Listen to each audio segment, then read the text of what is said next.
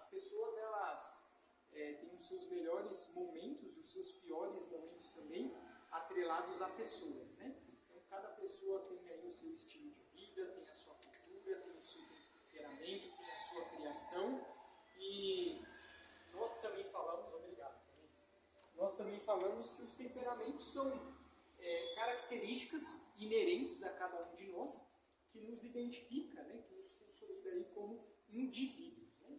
E aí nós até falamos também que os estudiosos eles têm dito, né, que existem 4 tipos de temperamento, né? Existe o tipo sanguíneo, que daqui não dá muito para enxergar, né, mas se alguém também precisar de alguma dessas informações eu posso estar passando para vocês. Tem o tipo colérico, melancólico e também o tipo fleumático. E na semana passada nós falamos sobre Pedro, que nós falamos que ele tinha um temperamento predominantemente sanguíneo, né? E nós também falamos que não existe temperamento bom ou ruim, né? O que existe são temperamentos que ainda não foram transformados, né?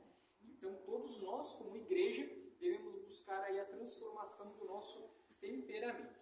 E hoje nós daremos ênfase aí para falar sobre o temperamento colérico e nós usaremos a história de Paulo como exemplo, ok? O personagem aí de Paulo muito conhecido por todos nós. Então, só para a gente pontuar aqui algumas coisas e relembrar sobre o colérico, né? Nós falamos que o colérico ele tem as suas qualidades e tem também os seus defeitos, né? E como alguns defeitos que são colocados aqui, o colérico muitas vezes ele é iracundo, né? Ou seja, ele se ira com facilidade, ele é sarcástico, né? Sarcástico é a pessoa que fala bastante com ironia, ele é impaciente, se sente autossuficiente, é intolerante, vaidoso, prepotente, insensível e astucioso, né? Essas são as qualidades, né, negativas aqui do colérico, mas ele, por sua vez, também possui muitas qualidades. O colérico ele é audacioso, ele é enérgico, independente, otimista, prático, eficiente, decidido e líder. E nós também falamos na semana passada que existem 4 tipos de temperamentos, mas nós não somos obrigados a ter apenas um temperamento, né? Nós podemos ter um temperamento mais predominante, mas podemos ter percentuais de outros temperamentos, né? Eu até usei como exemplo que, pela análise superficial que eu fiz, eu me identifico muito com 2 temperamentos, né? O do sanguíneo e o do colérico, né? Eu me vejo aí um percentual bem expressivo em ambos. E aí hoje nós vamos falar então sobre Paulo, né? Paulo que ele era aí identificado como colérico, ok?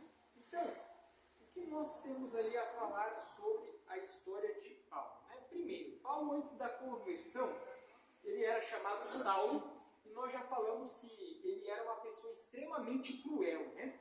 Ele era cruel defendendo uma causa que ele julgava como sendo boa, né? Então, ele era uma pessoa extremamente zelosa pela religião, né, da sua época, e ele perseguia os cristãos porque ele entendia que os cristãos eram um mal, né, para a sociedade, né? Então, ele perseguia e matava muitos cristãos mesmo, até o dia que Cristo apareceu para ele, né, na estrada de Damasco e falou: Paulo, por que você me persegue, né? Mas veja as características de Paulo aqui antes da conversão, né? Ele era uma pessoa extremamente implacável, ele era rude, ele era cruel, e inclusive essas características são predominantemente identificadas também em ditadores, né? Que eles possuem esse temperamento colérico geralmente como sendo mais predominante, né? Então nós vemos que inclusive ele não só perseguia, mas ele também liderava, né, a perseguição. Então ele influenciava pessoas, né, para que tivesse uma perseguição contra os cristãos, né, e até mesmo, de certa forma, aqui sim, né, a gente vê um discurso de ódio, né, muito constante, né, contra a igreja. Veja que Paulo, por sua vez, ele tinha como característica positiva também a sua força de vontade, né? Ele tinha uma tremenda força de vontade. Tem até um texto que é interessante, escreveu em 1 Coríntios 9. Um texto bem interessante, que ele fala sobre essa questão do domínio, né? E Paulo, ele era uma pessoa extremamente inteligente, né? Dos apóstolos, ele era o mais instruído, né? Penso eu. Ele falava várias línguas, ele tinha uma cultura muito boa, ele tinha um bom conhecimento, né? Paulo realmente ele foi um ganho para o evangelho, né? Na época dele, ele chegou a dizer que ele pregou o evangelho para o mundo inteiro. Ele chega a dar essa declaração que para o mundo que era conhecido até então, ele pregou em todos os continentes. Então veja que Paulo, após a sua conversão, ele se doa completamente para o cristianismo, né? E até eu acho que é um filme, não me recordo se eu assisti no Netflix, bem interessante. Obrigado, hein? Valeu. Fala sobre Paulo. Eu vou procurar depois e compartilhar para vocês. Tem um filme que é Paulo, acho que é Paulo, o apóstolo de Cristo. Acho que é esse o nome. Que é um filme que foi um filme mais recente. Mais recente? Tem uma barba comprida, assim. Carecão, né? Isso. Tem até uns cortes que aparecem. E esse filme esteve no Netflix há tempo. Pode ter sido esse que eu gostei muito quando eu assisti. Tem uma outra série que passa no Netflix também, que, nossa, eu achei muito boa mesmo, já foi, eu acho que até indicada aqui, que é a dos discípulos, qual que é o nome? Chosen. E em inglês se chama Os Escolhidos, né? Nossa, é emocionante essa série. Estou assistindo ainda, tem vários capítulos para terminar, mas a gente falou sobre Pedro semana passada, né? E mostrando sobre Pedro na série, nossa, é interessantíssimo, né? Falando a respeito dele. Mas, bom, vamos ler aqui, 1 Coríntios capítulo 9, né? Capítulo, versos 25 até o 27. Olha só o que Paulo ele escreve aqui, falando a respeito do domínio que nós, como cristãos, né, como pessoas, devemos ter.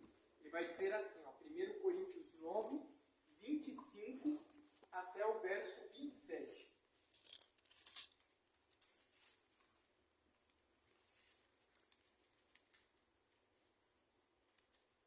Todo atleta em tudo se domina. Aqueles para alcançar uma coroa corruptível, nós, porém, uma incorruptível.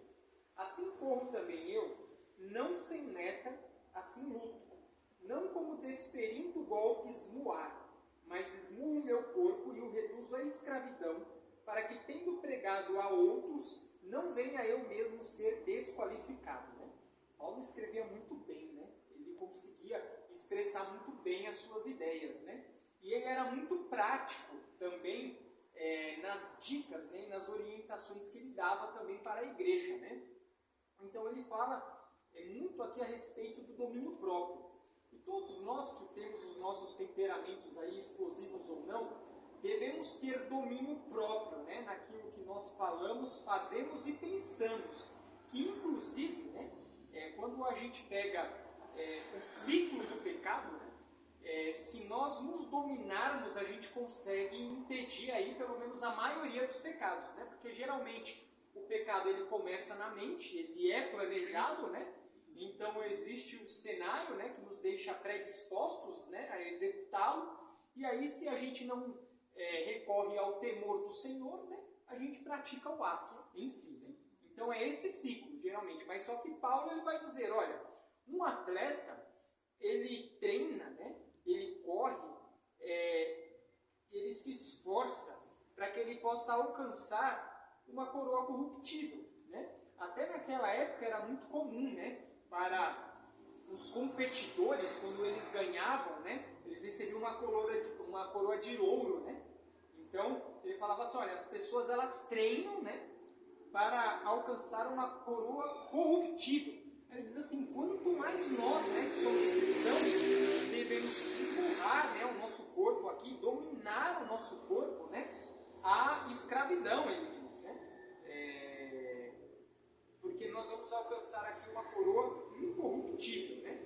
Então veja que ele fala assim, eu esmurro o meu corpo e o reduzo à escravidão, né? Então o que é um escravo, né? Um escravo é alguém, né, que é obrigado a fazer determinadas coisas, né, e não tem aqui liberdade, digamos assim.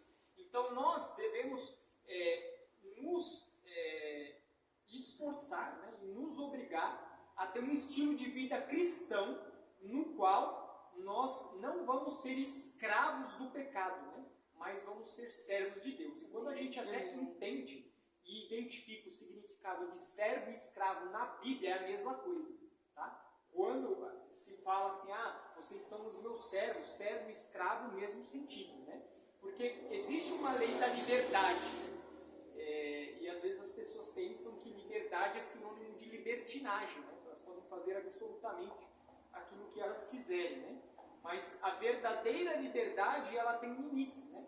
E a lei, ela nos mostra isso, né? Que nós somos livres para fazer aquilo que quiser, desde que seja permitido, e isso impacta diretamente na nossa felicidade, né? Então Paulo ele dá esse conselho muito prático na questão do domínio próprio, que ele fazia muito bem, e isso também influenciado aqui pelo seu estilo de temperamento, que era colérico. Paulo também ele se demonstrou numa determinada situação um pouco impaciente e também agressivo, né? Gostaria de ler com vocês Atos capítulo 15. É uma história interessante aqui de Paulo, Barnabé e também de João Marcos. Atos capítulo 15. Atos 15, verso 36. Atos capítulo 15, a partir aqui do versículo 36.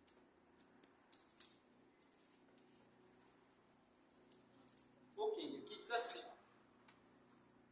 alguns dias depois, disse Paulo a Barnabé: voltemos agora para visitar os irmãos por todas as cidades nas quais anunciamos a palavra do Senhor, para ver como passa. E Barnabé queria levar também a João chamado Marcos. Mas Paulo não achava justo levarem aquele que se afastara desde a Panfilha, não os acompanhando no trabalho. Houve entre eles tal desavença que vieram a separar-se. Então Barnabé, levando consigo a Marcos, navegou para Chipre. Mas Paulo, tendo escolhido a Silas, partiu encomendado pelos irmãos a graça do Senhor. E passou pela Síria e Sicília, e Cilícia, né, melhor dizendo, confirmando as igrejas. Então olha que história interessante, né? Eles estavam indo aqui para uma viagem missionária. Paulo, Barnabé e também João, que fala que é chamado Marcos. Né? Algumas pessoas chamam já de João Marcos.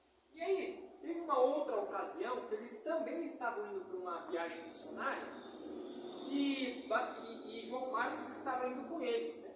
Talvez aqui, né, com um tipo de temperamento mais sanguíneo, né, que tem aquele ânimo, né, quando começa os projetos e às vezes desiste no meio do caminho, né? E aí ele deu um passo para trás. Ele falou assim: sabe, João, eu não vou não. E aí quando Paulo ele ficou sabendo que nessa viagem, né, ia ele, Barnabé e João Marcos, ele falou: opa, João Marcos não. Tanto que ele fala aqui, ó, no verso 38, né? Mas Paulo não achava justo levarem aquele que se afastara desde a Panfilha, não os acompanhando no trabalho.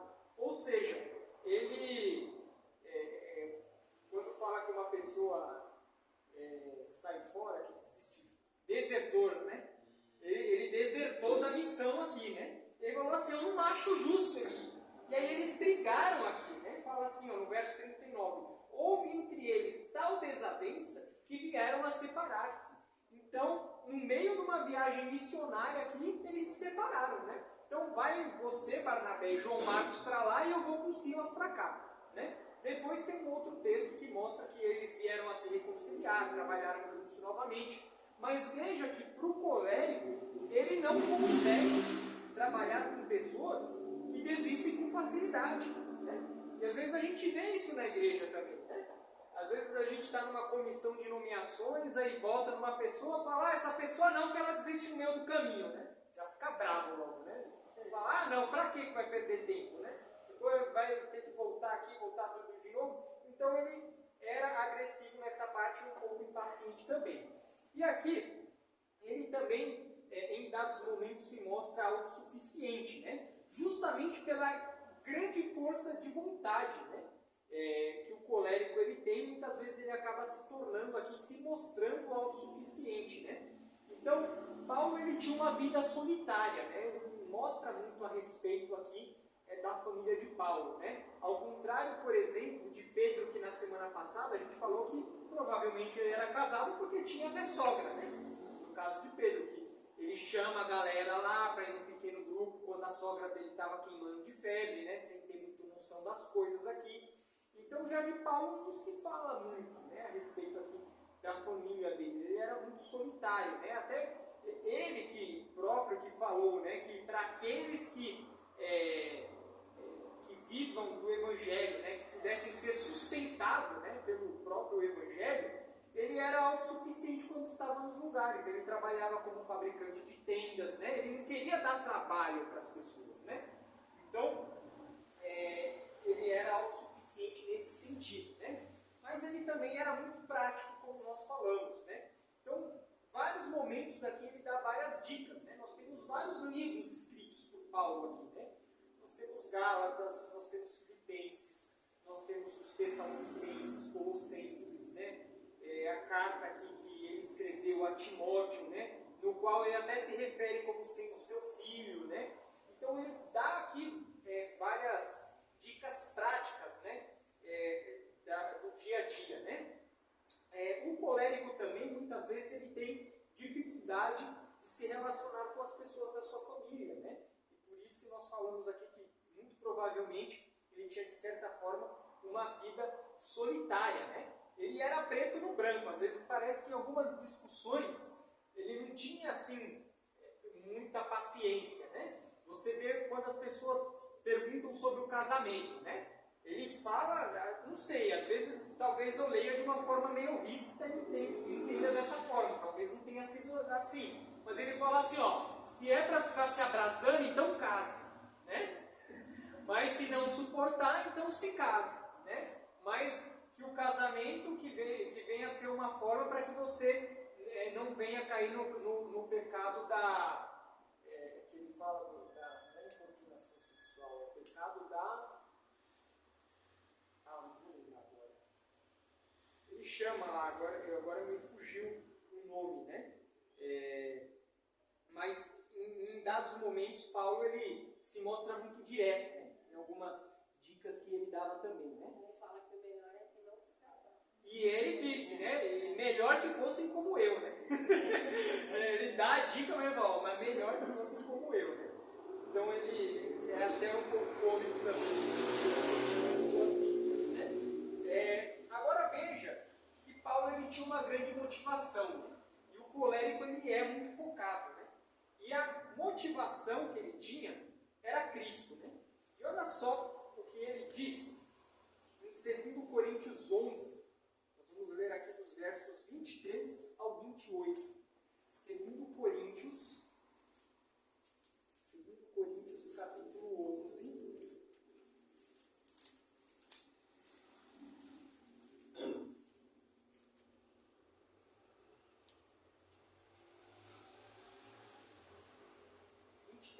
Ao 28, né? Olha só o que nos é dito, né? São ministros de Cristo, falo como fora de mim. Eu ainda mais em trabalhos, muito mais em prisões, em açoites sem medidas e em perigo de morte muitas vezes. 5 vezes recebi dos judeus uma quarentena de açoites menos 1. Fui 3 vezes fustigado com varas, 1 vez apedrejado, em naufrágio 3 vezes, e 1 noite e 1 dia passei na voragem do mar. Em jornadas muitas vezes, em perigos de rios, em perigos de salteadores, em perigos entre patrícios, em perigos entre os gentios, em perigos na cidade, em perigos no deserto, em perigos no mar, em perigos entre falsos irmãos, em trabalhos e fadigas, em vigílias, muitas vezes em fome e sede, em jejuns, muitas vezes em frio e nudez, além das coisas exteriores, algo que pesa sobre mim diariamente, a preocupação com todas as igrejas. Quem me enfraquece, que também eu não enfraqueça. fraqueza? Quem se escandaliza que eu não me inflame? Se tenho de gloriar-me, gloriar-me-ei no que diz respeito à minha fraqueza. O Deus e Pai do Senhor Jesus, que é eternamente bendito, sabe que não minto. Né? E aí ele até conta aqui uma situação que ele vivenciou em Damasco. Mas veja a respeito de Paulo, né? A motivação que ele tinha. Poucas pessoas, talvez que se tenha registro, tenha sofrido tanto por causa do Evangelho como Paulo. Né? Ele fala que foi apedrejado, perseguido, passou fome, passou sede, naufrágio. Né? Isso são as histórias que nós temos registradas. Né? Imagina as histórias que ele vai nos contar quando a gente chegar no céu lá, né? De situações que ele passou. Né? E aí, no verso 28, até acho interessante, né? Quando ele diz que isso pesa, né, sobre ele, né? Na época pesava de forma diária, né? Mas ele também tinha aqui o peso da preocupação com todas as igrejas. Né? E Paulo aí ele teve também o seu temperamento transformado. Né? E ele nos escreve aqui, né? Eu vou ler para finalizar, um dos textos mais conhecidos dele, né? Que ele escreve aqui aos Gálatas, né? Que é Gálatas 5, versos 22 ao 25, né? Quando ele fala aqui sobre os frutos do Espírito. Né? E aí ele vai dizer assim, né? Então, Gálatas capítulo 5, né? Versos 22 ao 25. Né? Ele vai dizer, mas o fruto do Espírito é amor, alegria, paz, longanimidade, benignidade, bondade, fidelidade, mansidão, domínio próprio. Contra estas coisas não há lei. E os que são de Cristo Jesus crucificaram a carne com as suas paixões e concupiscências. Se vivemos no Espírito, também andemos no Espírito. Então Paulo ele fala aqui o segredo. Né? Se nós quisermos vencer, nós precisamos ter uma maturidade espiritual em relacionamento com Deus que nos permita andar no Espírito. Né? E essa é uma caminhada da vida inteira. Né? A gente fala na nossa igreja também sobre o processo de santificação, no qual a gente não pode se estagnar e parar. Né? Já cheguei no nível de cristianismo que está bom. Isso não existe, né, para o cristão. Lembre-se sempre que a nossa meta é Cristo. Né? Por mais que o próprio Paulo, em dados momentos, ele tenha falado, né, sigam o meu exemplo, né? O maior exemplo que nós devemos seguir é o de Cristo. Né? Porque Cristo ele jamais errou, ele jamais pecou. Né? Ele nos mostrou em todas as situações a maneira que nós devemos nos portar. Né? Então que Deus ele venha nos abençoar para que nós continuemos firmes na luta, né? Para vencer aí as nossas inclinações pecaminosas, que Deus ele nos ajude aí a aperfeiçoar cada vez mais os nossos defeitos. Nós sabemos que nós não somos perfeitos e nunca seremos nessa terra, mas nós podemos melhorar bastante. Né? Que Deus ele nos ajude para que nós atinjamos esse ideal. Ok? Deus nos abençoe. Vamos finalizar com uma oração? Assim como estamos, vamos orar. Querido Pai, nós agradecemos ao Senhor pelo dom da vida, por Tua misericórdia, por Tua graça e pelo Teu amor. Obrigado, ó Deus, por Tua longanimidade, por Tua paciência, em não nos condenar, ó Senhor, mas em a todo tempo buscar nos salvar. Que o Senhor venha perdoar dos nossos pecados e falhas, que são inúmeros, ó Pai. Que o Senhor nos ajude a ser mais semelhantes a Ti.